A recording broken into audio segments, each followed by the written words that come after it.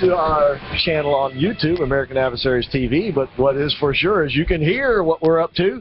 That's right, you got the American Adversaries Drive Time Prime Time Show coming to you live on AM 660 The Answer, starting our second hour, coming to you from the Mercury Free Broadcasting Studios. Don't forget, for the very best in general dentistry, health-centered dentistry, and Mercury Free dentistry, call my dentist, Dr. James E. Hardy, at 407-678-3399. I am Christopher Hart, joined once again, of course, by the chairman of the board, Mike McMath, in on Wednesday this week. It's always exciting. I mean, with the crowd's going. We got to do this more often. I know. Aubrey Kahn has come into the studio this afternoon. Your frickin' American is here. That's right. And you can see for yourself, as I said, Lucas Paris is here with our Periscope up and running. So our signal's on YouTube, and Nicholas Cicero is on the bridge. Manning the telephones, 407-774-8255 is the number. Real quick, if you folks have just started listening, you were working during the first hour of our show or whatever, we've been talking. We revealed the 10 poorest in terms of the number of people in poverty cities in the United States, and all of them do have longtime Democratic mayors. And we had a caller, Steve, at the end of the first hour, pointing out that the cities with the richest cities all have Democratic mayors too. And in that, it kind of says it all. I mean, I know what he's trying to say, but that really does say it all, because they pick the winners and make the losers. I mean, take, like, again, California, Silicon Valley. Do you think that has a major impact upon revenues that come to the state of California? But what you really need to do is go back and take a look at the unemployment, among all races, and then all of a sudden they're going, what looks so good isn't looking too good. And, remember, too, what has happened in Silicon Valley when you look at the stocks that are associated with the companies and everything, right through the roof. There's tons of money.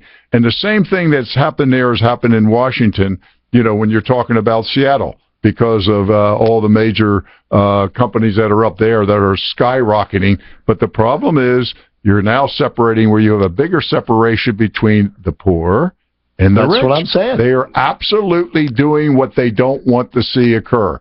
The poor and the rich are separating further out in California and Washington. Well, they say they don't want to see that occur, but the reality is they want to be the ruling class, and they want to rule over everybody else. And that is the net result of socialism, is you have this fairly small, elite, rich class, and then basically everybody else who is poor, because you're at their, You've got Silicon Valley, and you've got Hollywood, and then you've got nothing else in California except poor people, high unemployment, and farmers that are going out of business. Yeah. All right, let's go to Harris. Harris been holding so patiently through the break. Thank you, Harris, for calling. We appreciate you being out there. Guys, I think you're leaving out one of the initial intrepid imposters and imitators. Which deliberately giving him a plan. Who's that? Bill Clinton.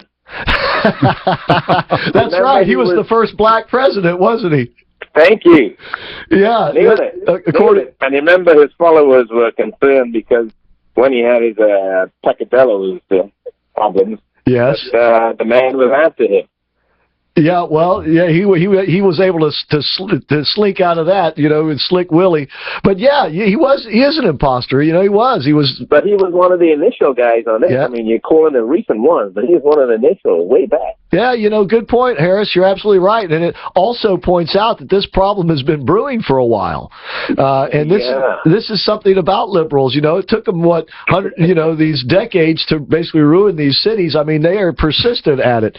They don't stop. And as we said, Harris, it's a national epidemic of people, right, who think they're someone else. And, and I think it's going to continue. And I mean this seriously because, again, we got a big fall schedule coming up for TV shows. And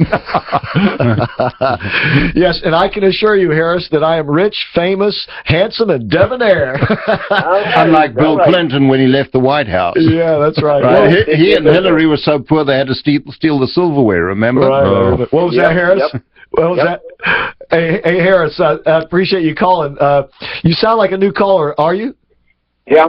Well, I appreciate that. We like to give new callers around here a little something special. It's called Roxy Pacifics. It's great stuff. It's good for any kind of skin ailment, cuts, No, burns. I got one of those before. Oh, you did? Okay, you called Yeah. in and got some Yeah. free stuff. Well, I appreciate you telling me. I appreciate you listening, and I hope you'll come out and meet us at the Cafe Positano next week. All right, we'll try. Have a good one. Thank you, Harris. I appreciate you call. Appreciate your observations. Hey, he's right. Bill Clinton, the first imposter. Oh, we could probably go back further than that, but the first one in, the I'm sure the over modern history era. there's been others. We All just aren't astute. All right, we got another caller who's been holding. Let's go now to another Al. Thanks, Al, for calling. Yes, I just want to congratulate you. I mean, I listen to the people that's calling you, and it's well diverse. So you're doing a really good job with your show there, Chris. Thank you, Al. I appreciate it. We always appreciate you calling as well. Yes, sir. Now, the reason I'm calling is because, again, I made this point a while ago, is that you guys are equating the homosexuals to pedophiles and beasts, which is not the same thing. No, we're not saying. Now, hold on right there. No, we're not trying to say the same thing. We're not trying to say it's the same thing. What we're saying is the pedophiles are going to come along and they're going to say, "Hey, look, you did this for the homosexuals. Now we want our turn." And so what I'm saying is it's kind of a contagion, if you will. Mike called it an epidemic. It's a contagion where once you use that argument for one group, You've got to another apply group it to all of them. Exactly. So we're not trying to equate them, but I understand where you could get that impression. I'm sorry.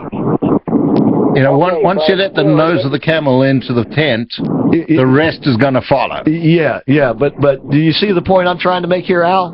I understand, but you're making it sound that way because the two are totally different. Yeah, you're right. Unequivocally. I don't know how it can sound that way because being a pedophile is so different than being a... Yeah, and this is why I'm... Not even close. And we're going to transition back around to Caitlin, but these are all symptomatic of a bigger problem. And I'm not trying to say equate them, but I am saying that they're a symptom. It's like if you have a cold, you can have different symptoms for the cold, but it's still part of the overall affliction, if you will. And the affliction here is that people want to redefine themselves as to who they are in the face of the facts of who they are. And now that's different than for instance, homosexuality. But they're going to use that same approach, that same argument to try to argue for their quote-unquote rights. But I'll try to be more careful in the future, Al. I appreciate you bringing that up. And thank you for your compliments. I really do appreciate that. God bless you, man. And I really hope you can come out to Cafe Positano next week. I'd love to meet you.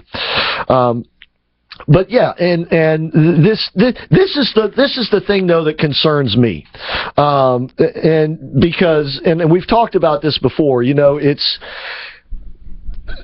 is kind of faddish behavior. You remember the word fad? Oh, certainly we don't hear the word fad so much anymore, but this to me is fad behavior, right?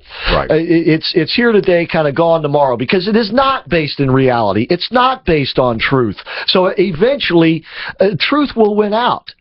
And you know what? I don't know, but part of the problem with the fad is people get involved in that because they think it's cool, they want to be a part of it, but when the fad wears off, if you have made decisions that aren't popular or going to hurt your lifestyle and life, right? Not good. In today's New York Times, another story. It's called "New Girl in School: Transgender Surgery at 18." Subtitle, "A Debate Over How Young is Too Young." Well, I'm here to tell you, 18 is too young.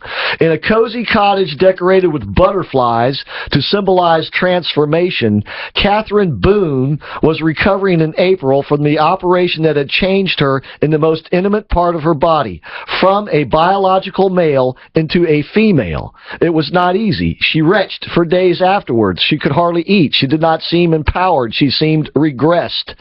"I just want to hold Emma," she said in her darkened room at the bed and breakfast in Hope, run by the doctor who performed the operation in a hospital nearby.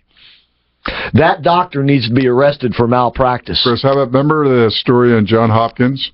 Are they doing these operations anymore? They quit doing them at Johns Hopkins. And why? Because most of the people end up either wanting to go back or commit suicide because they understand and this is an 18-year-old child. Right. I can remember the decisions that I was making in 18 and 19, and some of them got me in a lot of trouble, but thank God that I didn't do this. Yeah, I had some good direction, but right. I mean, I just think of Johns Hopkins, who's put a lot of time into this issue, and they came to the conclusion, no more operations. Right, because it's a mental disorder. It is.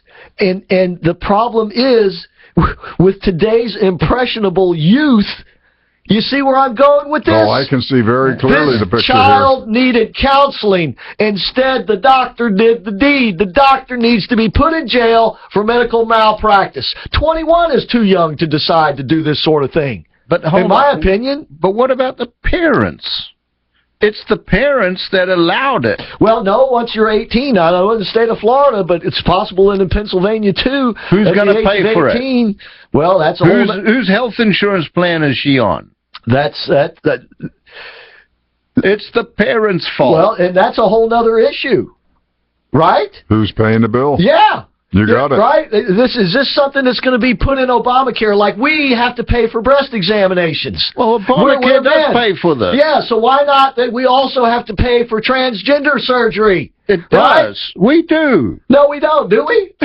Is that part of Obamacare already? You no can one's bet got on that it. Page. Oh, my God. Page 8,760. You can bet your bottom dollar it's in there. Within it. Yeah. If we're paying for abortions, and we're paying for everything. Well, if we're not, we will be. But this is medical malpractice. Now, I guarantee you this child is going to have problems. Oh. Probably for the rest of her life. His life, yeah. Yeah. All right, don't go away, folks. We'll be back with more.